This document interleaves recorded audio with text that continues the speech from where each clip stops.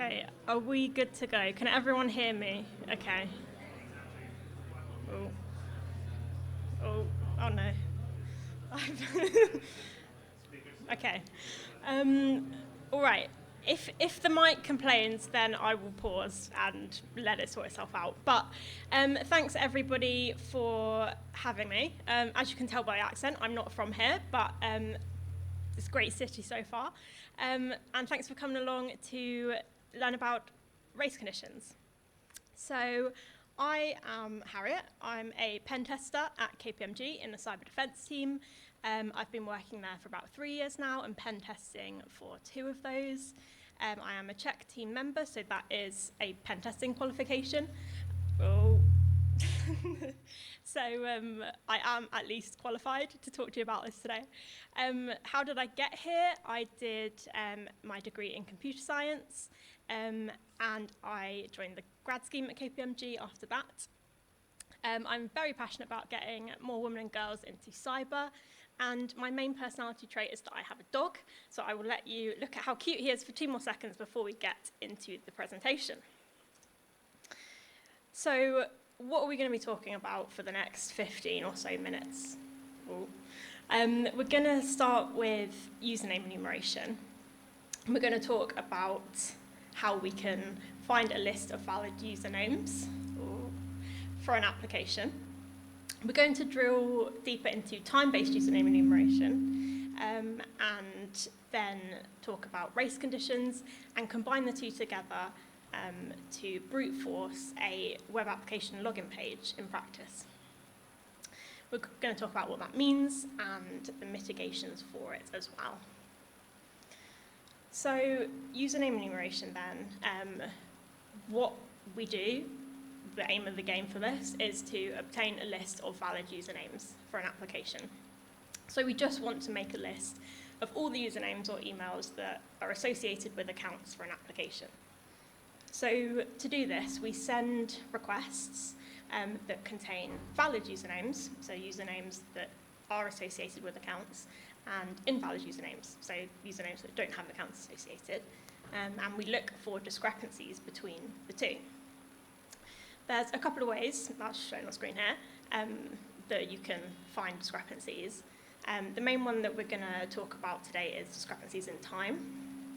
So if you send a request with a valid username to log into an application and a request with an invalid username, they might have different times to respond from the application. And similarly, the response size, so a valid versus invalid username, the response from the application might be a different size.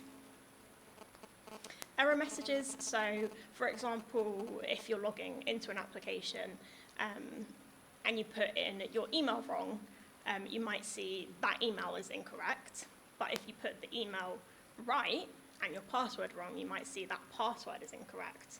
So from that, we can deduce that the username was correct, but it was the password that was wrong. Registration and forgot password are kind of similar methods. So if you're signing up to an application or you're going through a forgot password flow, then you put in your email to either sign up, and it might tell you that email's already taken, or that username's already taken, or you've just worked out a valid username for the application. Or if there's a vulnerable forgotten password method, you might put in a username to get a password reset link sent to you, and it might say, great, we've sent it to you, or it might say that username doesn't exist in the application. Then you can work out which ones are valid, which ones are not. And finally, lockout behavior. So if you try and log into an application and you're sort of blocked after 5 incorrect tries, you might be able to work out that that's a valid username compared to if you're trying to log in with an invalid username and you just keep putting the wrong password in, or it's an invalid username, so it hasn't got a password, and it never tells you that you're locked out, but your valid username told you were locked out after 5 attempts, then you can work out there's a discrepancy there that tells you that one is valid and one's not. So let's look at time-based. more in depth, we've got some lovely PowerPoint graphics to actually work out what on earth I'm going on about. So we've got a login page here, and this purple table is the back-end database which contains all of the usernames and passwords for the application.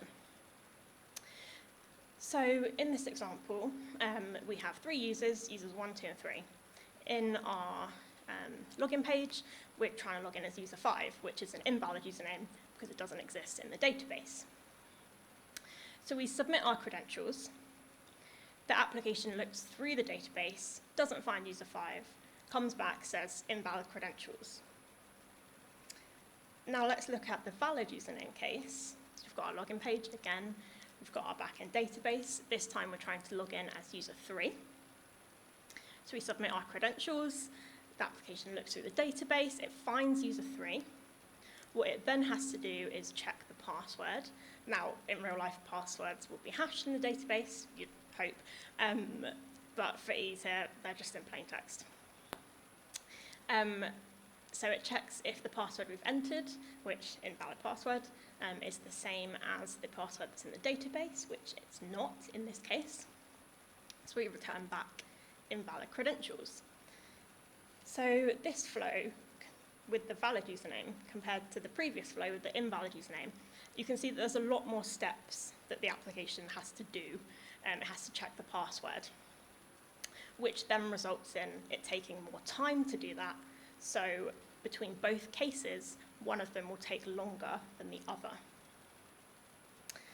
So here's a real life example, and I know this room is very long, so if you can't read it, then I do apologise. But on the top there, we have, there's 2 screenshots here from a tool called BurpSuite, which we'll go into more in a second, but the top is the screenshot of the first flow that we went through, so the invalid username, and the bottom in the blue is the valid username flow. So on the right-hand column, we have the times it took the application to respond. This is in milliseconds, so a user wouldn't notice if you were just sort of trying to log into an application. But using this tool to get specifics of how long it took the application to respond, we can notice a difference. So you'll see in the top invalid username case, it only took about 40 milliseconds for the application to check through the database, say, right, the username's not there, and then respond and say invalid credentials. In the bottom case, with the valid username but invalid password, the application had to go check the database, check that the password was right or not, and then come back. So it took a significant amount of time longer. So what we can do then is we can supplement this with a bit of OSINT. For example, if you were trying to hack into a specific company's website, you might look through LinkedIn, find all their company employees, and then make a list of what their usernames might be, either just their emails or potential formats for usernames. Try them all, get all the response times, and then you can work out which ones are valid and which ones are not.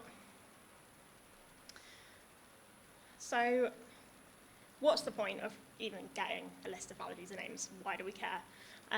We can try and brute force. So we've got our list of valid usernames. We've got our login page. What we're now going to do is take one by one our valid usernames and try and guess their passwords. There's resources out there of common password lists. So what you could do is you can just make a load of requests to the application, cycling through the usernames and a load of password guesses to try and get the user's credentials and log in as them. Not as easy as it sounds, because most applications have some mitigating controls in place, for example, account lockouts. So after 5 attempts, you might get locked out, or a strong password policy which makes the password a lot harder to guess. But using race conditions, we can get around this. So race conditions occur when an application processes multiple requests at the same time. So we can send requests to the application at the same time, and the application processes it at the same time. What does that even mean? Why is that bad? It sounds fine. Well, let's bring up some more PowerPoint graphics to actually explain this. So we've got our credentials again, our little login field.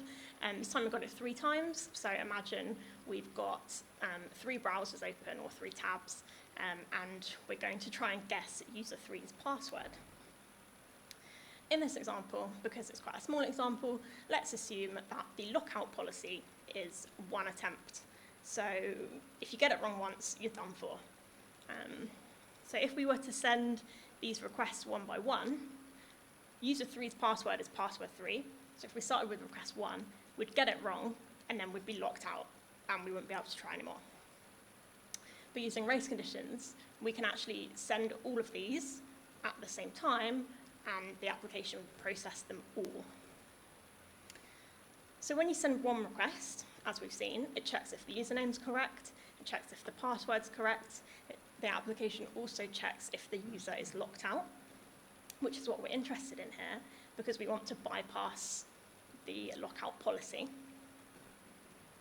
So as I said, if you just sent one, you'd get locked out straight away from the first one because the password's wrong.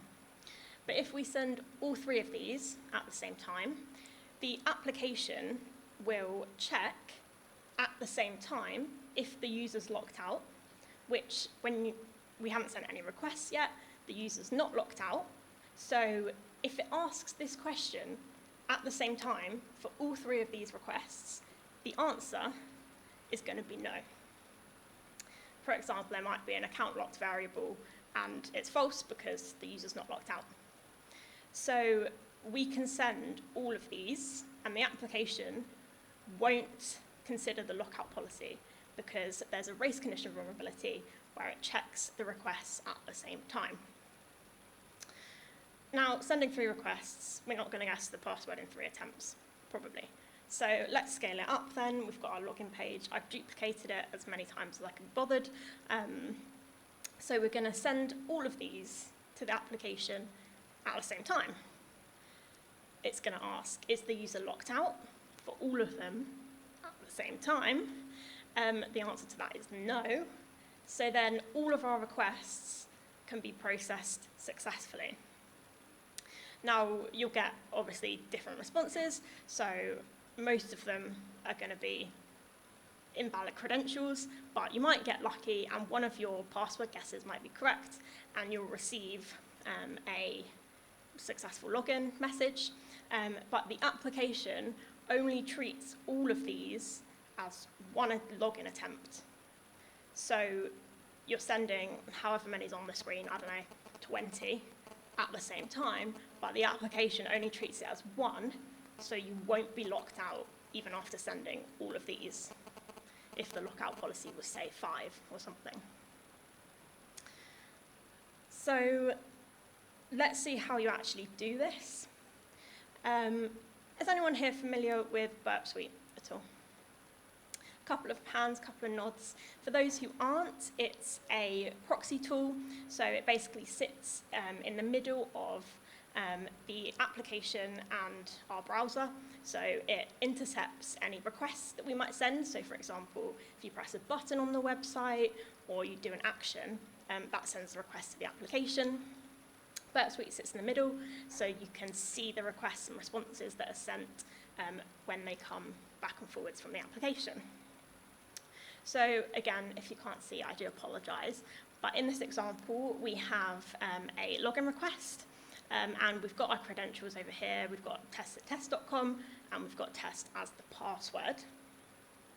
So we're going to send this to what's called the repeater in BurpSuite, which lets us send the request again and again, multiple times, without having to go back to the website and keep pressing login.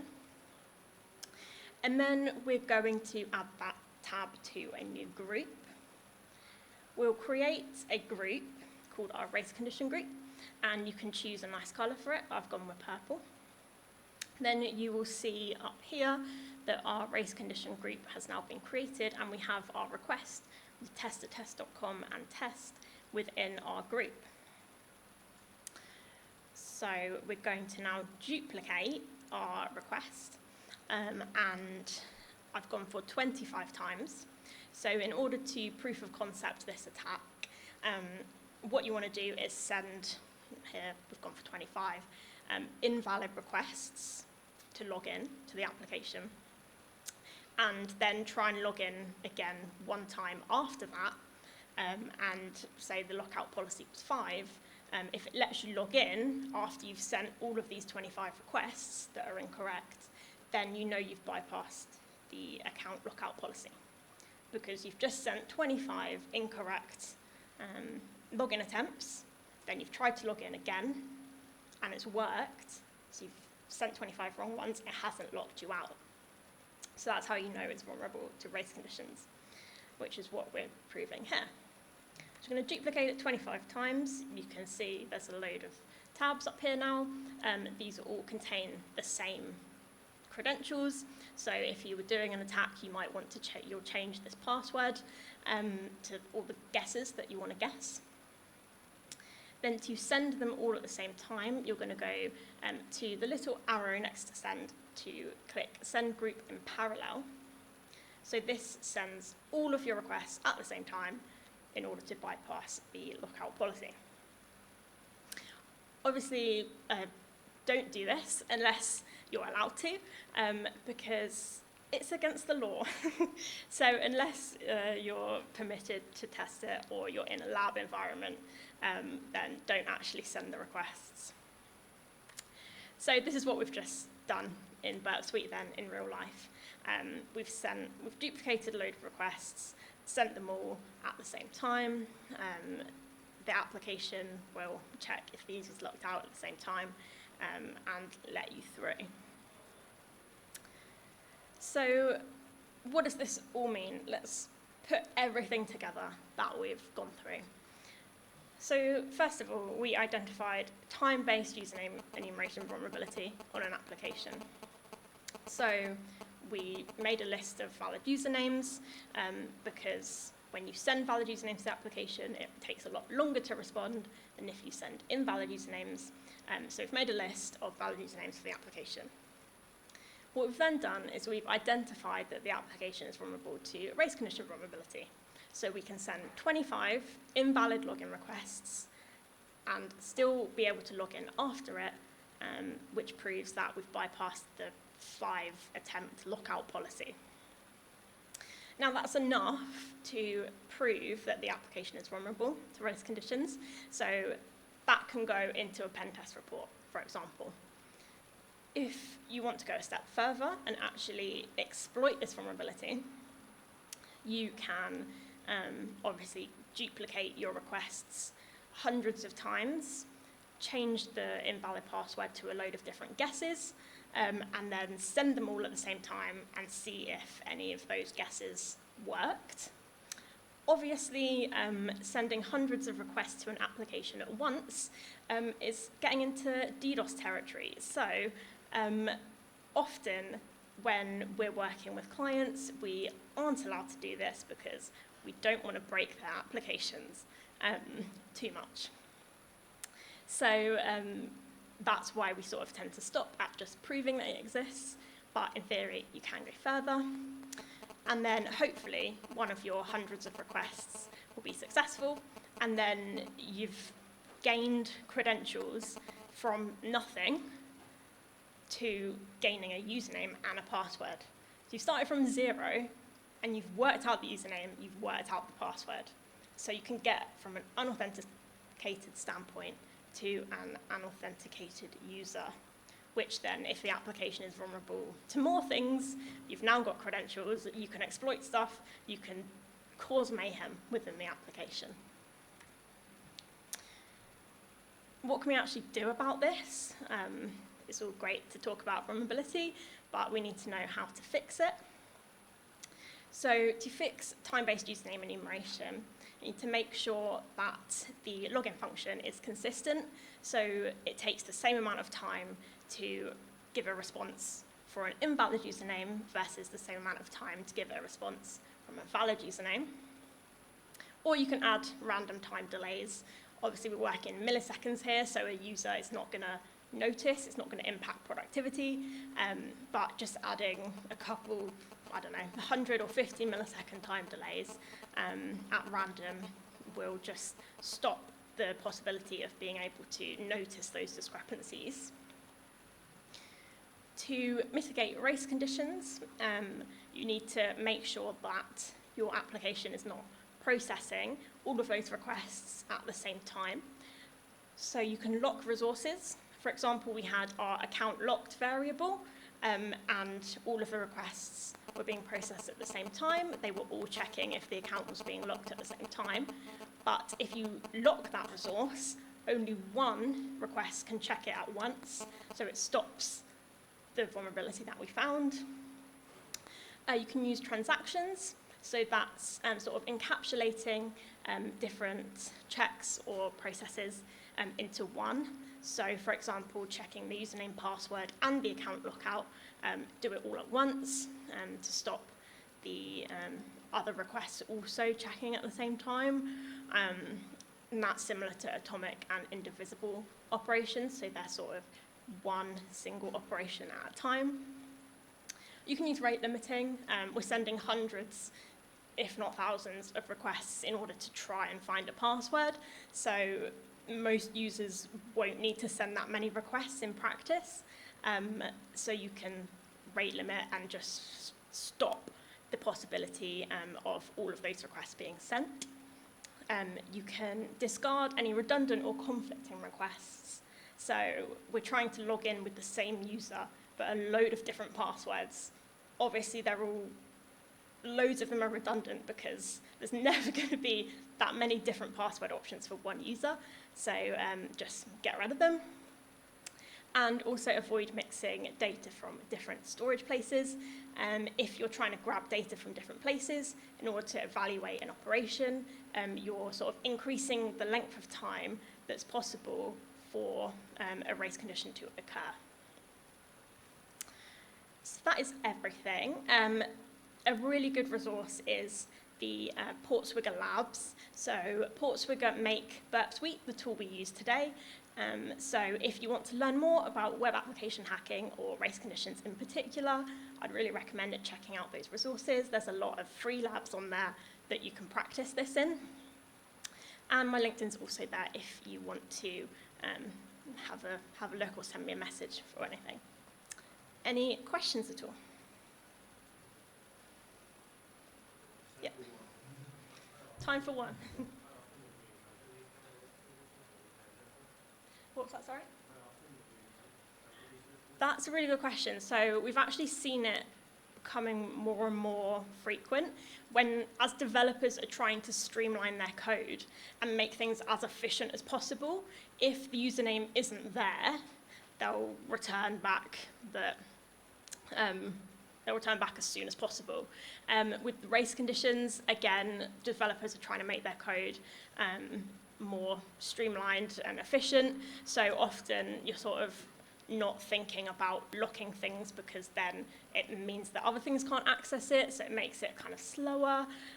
But obviously there's going to be a trade-off between security and productivity at a certain point. So yeah, we've seen it more and more often, but if you sort of add the protections in, then you'll be fine.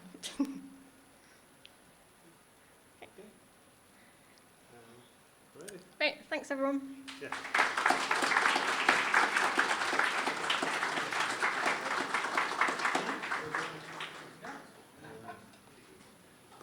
Thank you, Harriet. So that is, we now have our last break of the day, 25 minutes, and then it's a straight shot through. Lightning talks back on here, regular talks in the main stage, keynote after. Couple of things to make us aware of. There is no coffee being served in the ballroom this break. So we had coffee in the morning, we had coffee at lunch, but we don't have any now. Sorry, budget. What we do have in the ballroom is the sticker stall. If you haven't checked it out, there's a bunch of cool stickers from other security events that you can get in exchange for a donation to Marie Curie. So take a look there if you haven't. Thanks, everyone.